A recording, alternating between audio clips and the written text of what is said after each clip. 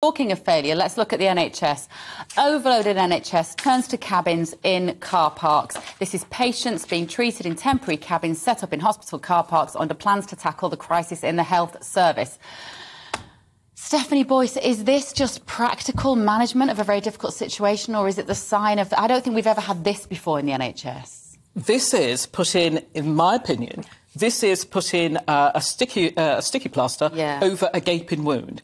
When Aneurin Bevan, the founding father of the NHS, founded the NHS, it was to establish a service that would provide a good, strong and reliable healthcare.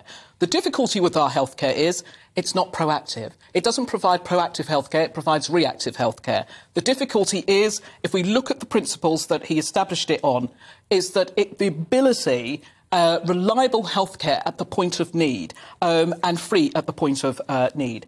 It's sad, absolutely sad, to witness the current and declining state of our national treasure, the NHS. And shifting patients from hospitals to hotels, care homes, whatever, I'm unclear. Absolutely unclear, long-term... what the vision is. Absolutely. Me too. Or how this even helps. What is the solution, David Starkey? The solution is... Sainsbury's and Tesco. What? Just one second. They've got quite big car parks. No. What we need is what, for example, the Israelis have. There you've got several competing NHS-style systems. In the same way, Sainsbury's and Tesco are doing basically the same thing in the same area and competing viciously to do it better. And then you get an exciting couple of newcomers coming in, like Lidl and Aldi. This is healthcare we're talking about. That is the kind of structure we need for the NHS. But surely that's what America has. No, it's not. Is it not? No, absolutely not what America has. These are systems which, again, are largely free at the point of use.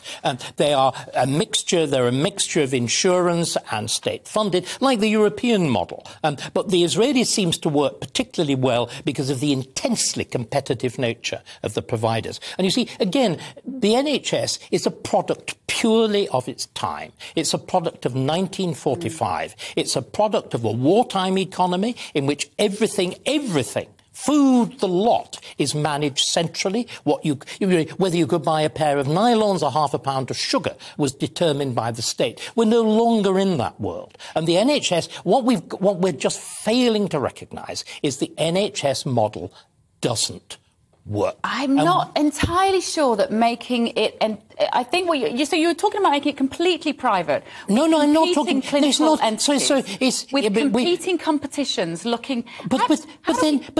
Sorry, look at how much better our food supplies have become with exactly what I'm describing. Yeah, but look at how much worse our trains have become and our transport... No, that is not true. That is not true. I'm old enough to remember. I'm old enough to remember British Railways. I'm old enough to remember the filth. I'm old enough to remember the appalling trains. It used to take 5 hours. Yeah. Well, you can't get anywhere these days. Pardon? On some days, you can't get anywhere on the trains. Well, I'm absolutely fascinated, David, with your interest in supermarkets and food. Because they're models of efficiency. Right. They're models of spectacular efficiency, which deliver quality. They deliver value, generally speaking. So, are you suggesting that we should get Tesco's, Sainsbury's, whoever, we should be borrowing their model. We should be using those methods of financial control. Above all, the methods of IT.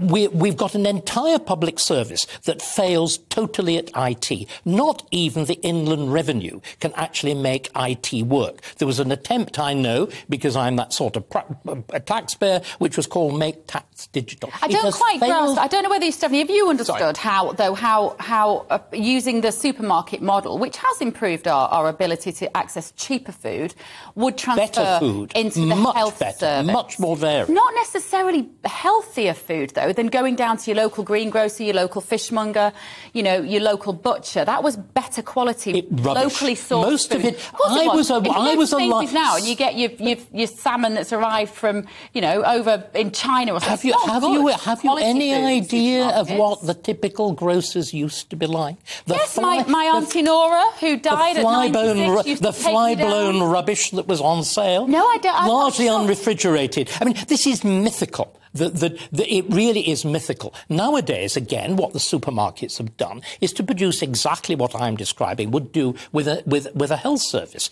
They produce intense localised competition because you'll get a really high-class butcher, a really high-class... But I don't see how we take out the global influence from health. I mean, we are beholden to international pharmaceutical companies, for instance. Like maybe we have to dig down into this a bit more, but do you understand what David means in terms of increasing competition in the NHS?